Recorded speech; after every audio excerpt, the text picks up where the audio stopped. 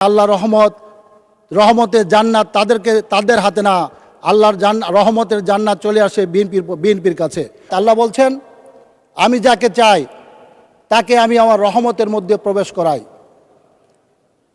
এটা আল্লাহ পৃথিবীর কোনো বান্দাকে দান করে নাই। কিন্তু গত নির্বাচনে একটি দল আল্লাহর সেই রহমতের চ্যালেঞ্জ করেছে। তারা বলেছে আমরা জান্নাত দান, একটি বিশেষ দলে ভোট দিলে জান্নাতে যাওয়া হবে।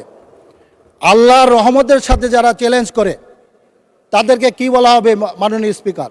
জান্নাত একমাত্র আল্লাহর হাতে এবং আল্লাহ যাকে দয়া করে তাকে জান্নাত দিতে পারে। কিন্তু